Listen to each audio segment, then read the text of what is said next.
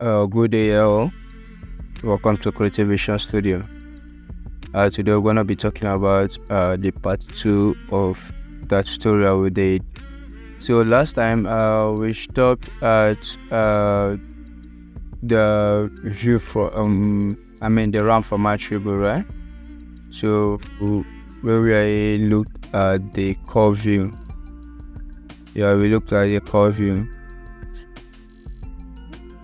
So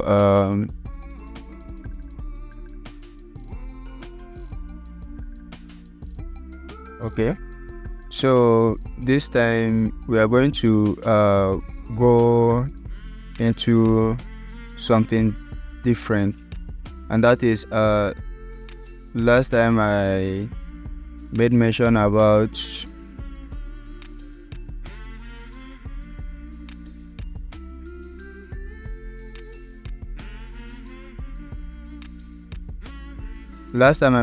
mention about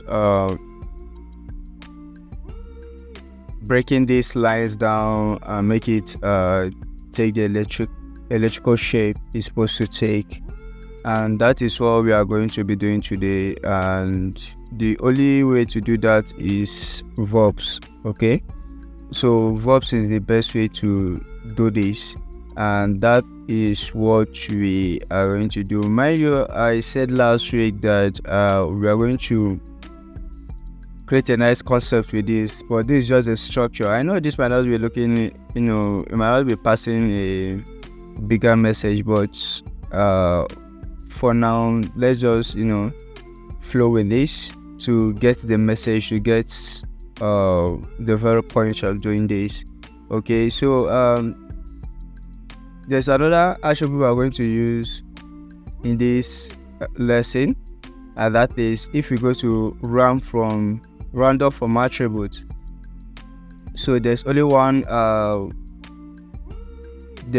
attribute that also function backs, which is the curve noun.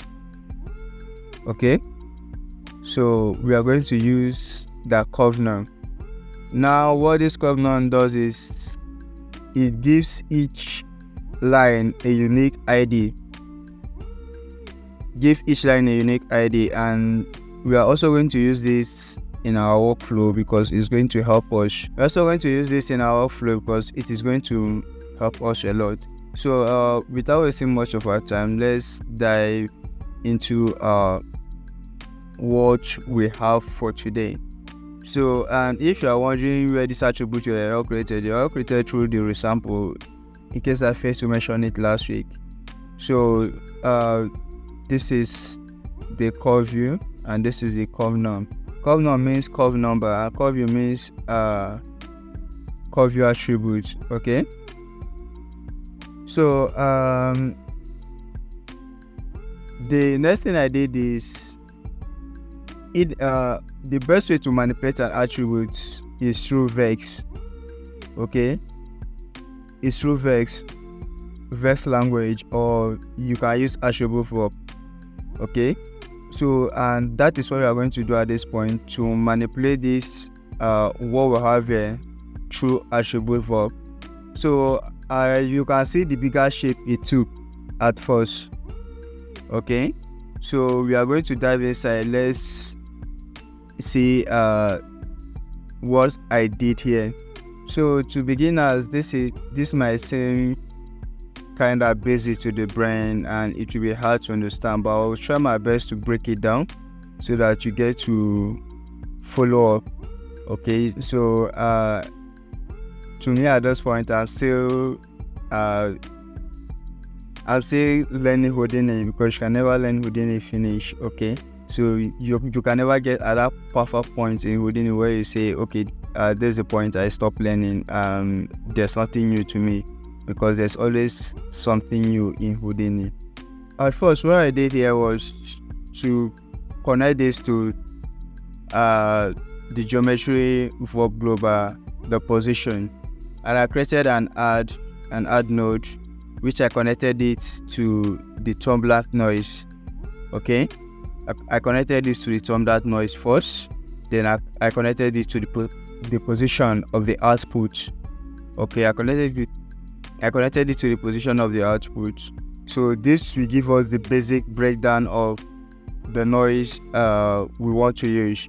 And this turbulent noise, you have to set it to 3D, then manipulate the amplitude and the roughness. That gives us the basic noise we need for this line.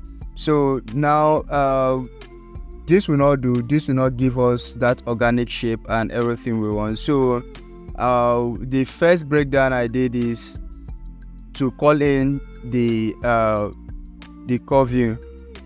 Okay, to call in the curve view, and to call in the curve you have to use this bind node. Okay, we call in the attribute curve view, we have to use this bind node and type in the attribute here. And once you type in the attribute, the next thing I did was to add a float. Okay, float to vector, because this will help us know which axis to manipulate with this attribute, and it's very, very important.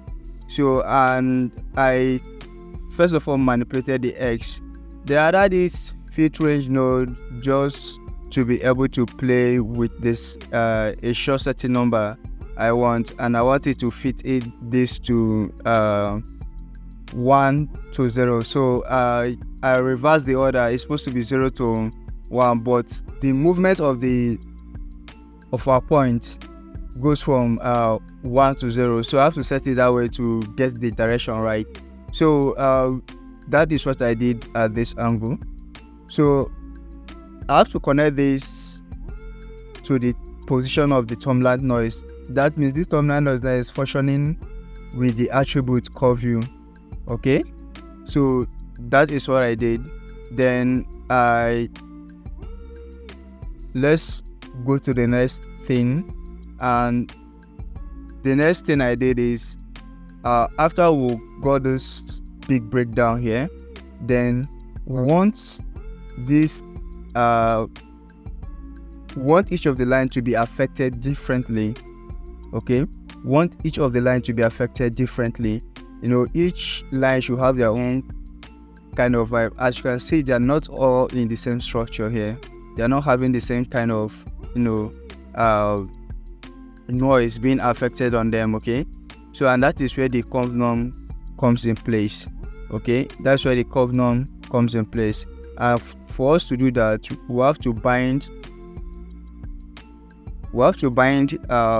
use the bind node to bring in the attribute curve norm, which is the curve number. Okay, so what I also did there is to create the add node, in which is not the first thing to do when I was adding this node, but I'm going to explain why it has to come first. Now this add node help us to add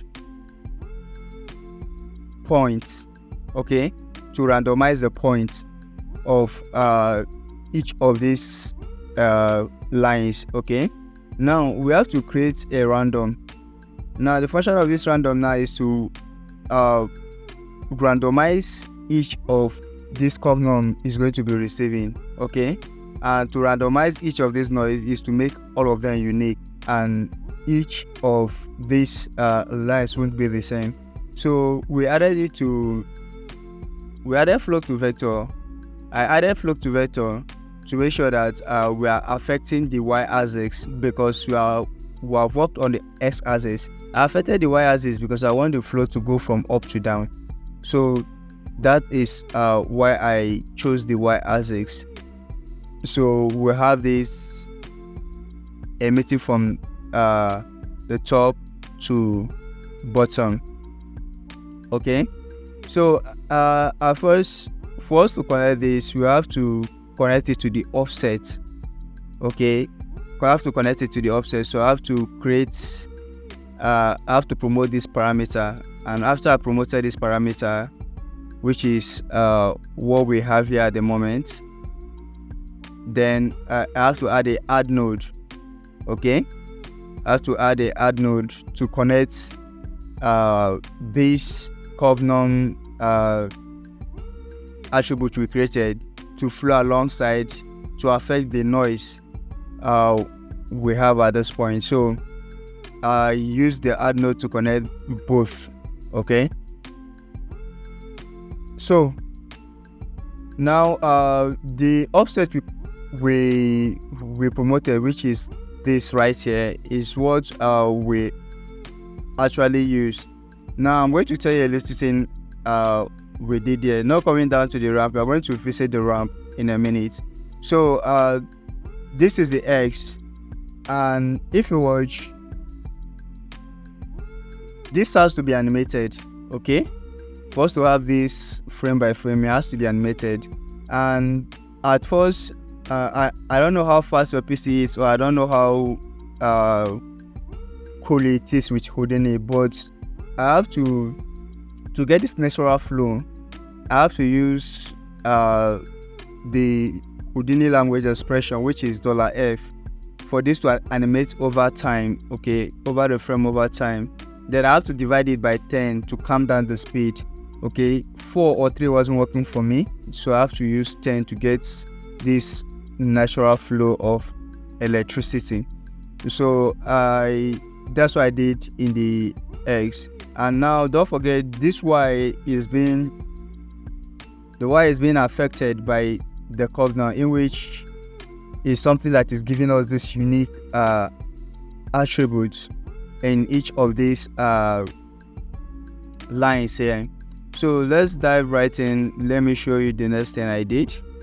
So after adding this, then the next thing I did was to look at those points. At first it was bleeding through the geometry. Okay, it was not having this perfect touch as you are seeing right now with the geometry. It's not having this perfect touch to be on the surface of the geometry, and that is going to affect us when we are about to add sparks and every other thing to make this more realistic.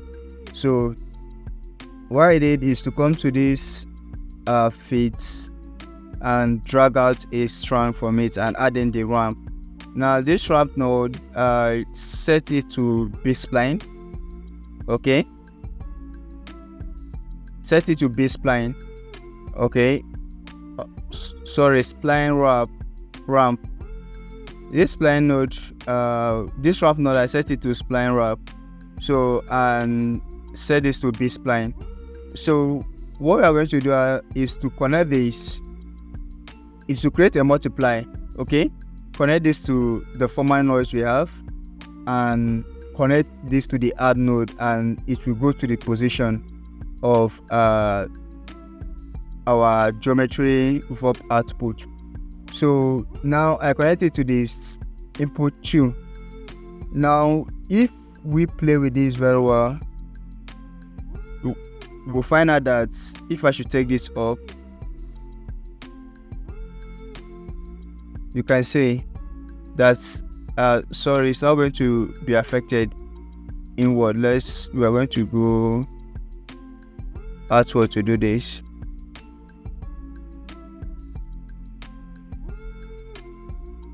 I'll come in a minute.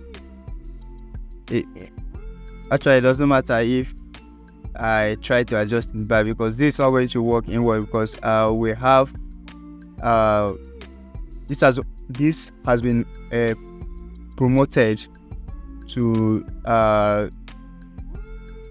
the attributes layer of this node. So now we can see it here out. Okay, now we can see this ramp here. Okay, now but what I did here also before I forgot is to rename this. Okay, set the noise, I rename it to this noise multiply. Okay, so if you come here, this is what you are going to see here. So this is how I place the curve, and this is this helping us to, if I should push this back, you see,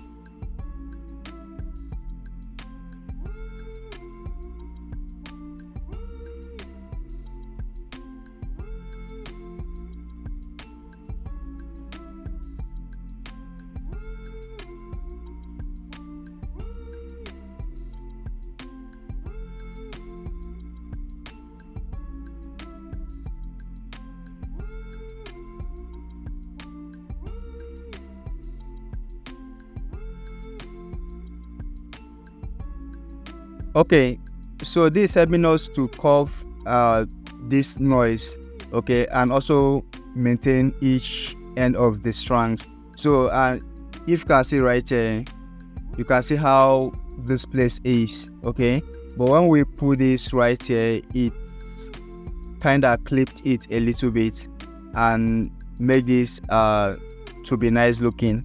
So that is exactly what I did with this other side, okay, as you can see. So I have to clip this at some point so we can get a this nice flow at the tip of each end, okay. So that's what we use this spline wrap for. That's what use the spline wrap for.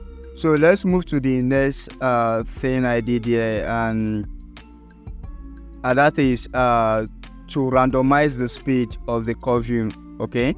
That is to randomize the speed of the curve. So it's still the same. Sorry, to randomize the speed of the curve number, that means each line, okay. So we still have to draw from these attributes the curve num.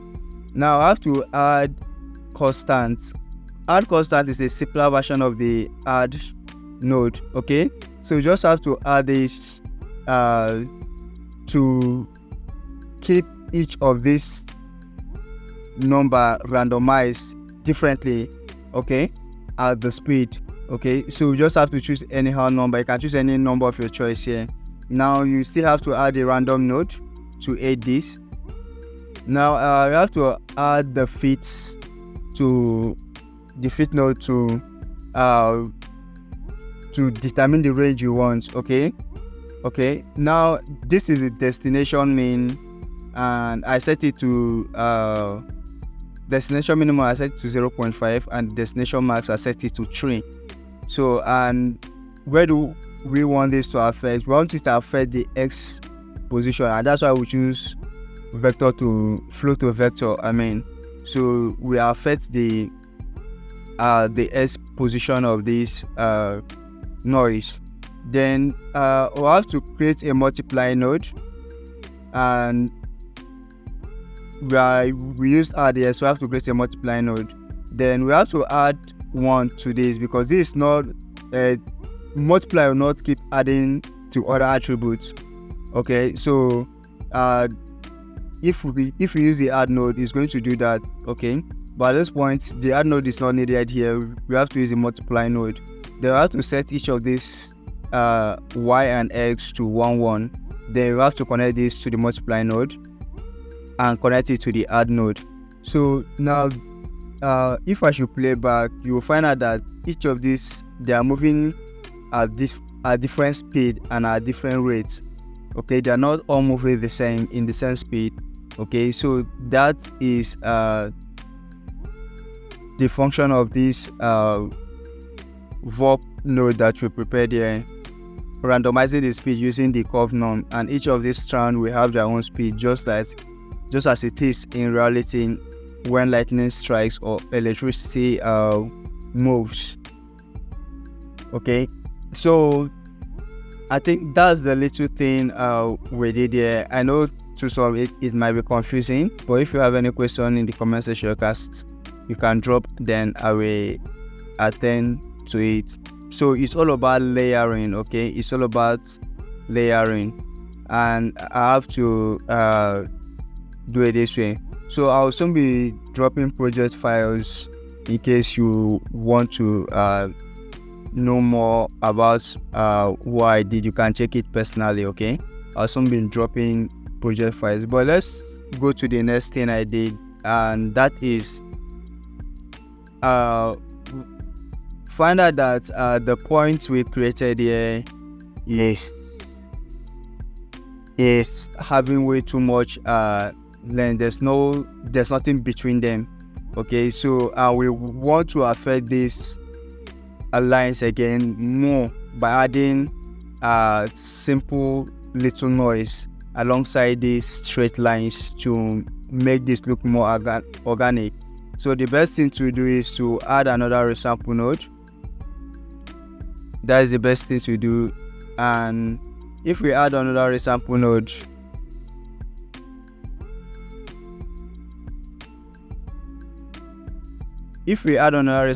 to this, so we are going to set the length to 0.005. This will help us get a more subdivided line filled with points. So now we can take this into verb. We can copy the first verb down, and what we are going to affect now is just the noise. Okay, so we are going to create another kind of noise, and we are just going to drag this one down.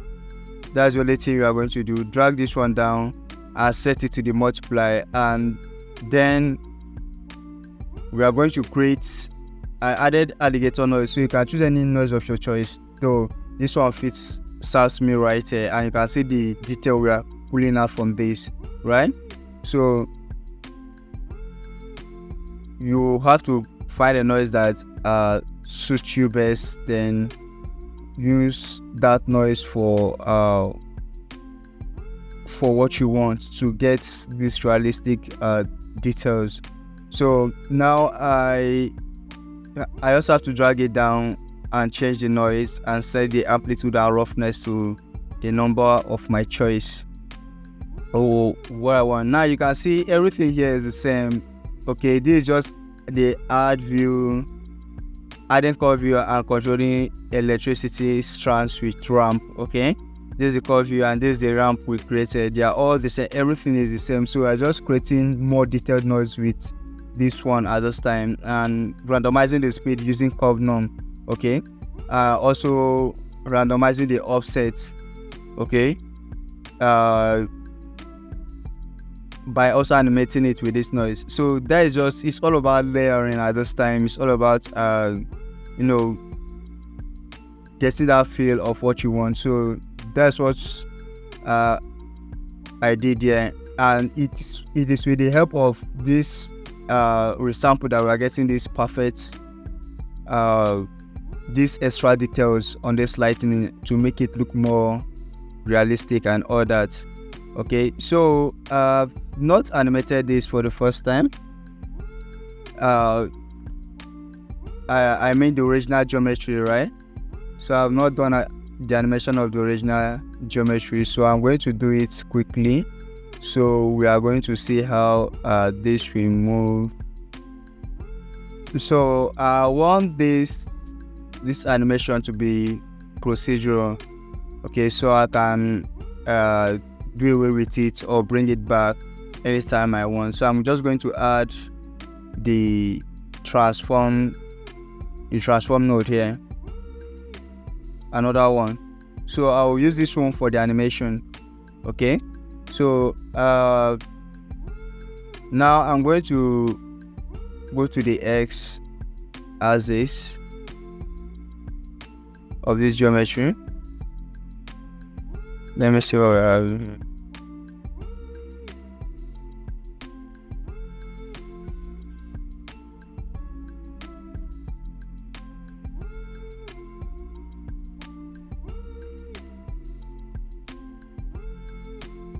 Okay, so let me bring this back and bring this way.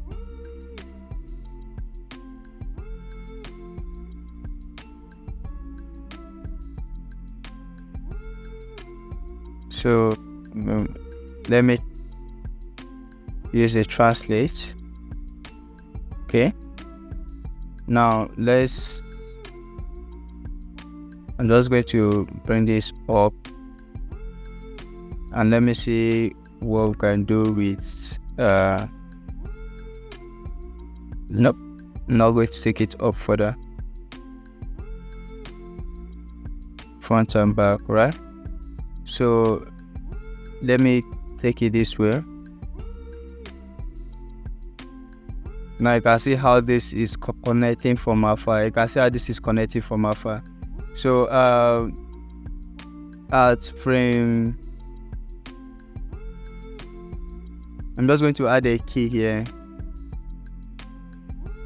Good. So I'm going to move this.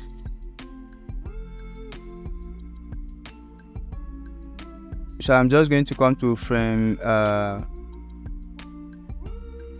Let me come to frame 72.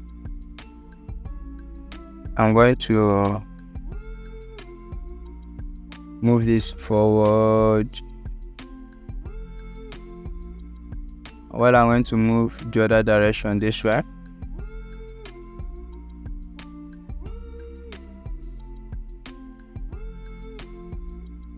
Then I'm going to move it downward.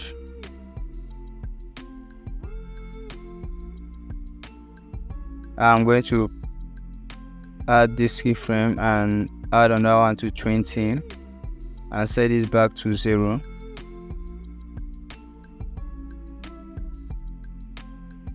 Then I'll move this way and move it forward. Then I'll set this keyframe back. Then I'll come to the front and move this. Nope, I'll set this back to 0. And I'll move this way and set it backward. And probably move it this way again. Good. Yeah, I'm setting the keyframe. So now we have something like this. So let's play this and see what we have. Good, you can see this.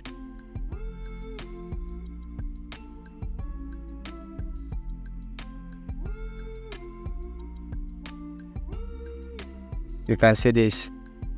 So if you watched the part 1 of this tutorial, this nice, go and watch it again. So please like, share, subscribe, and I'll see you next time in my next video. Don't forget to place your comment in the comment section and click on the notification button. Bye.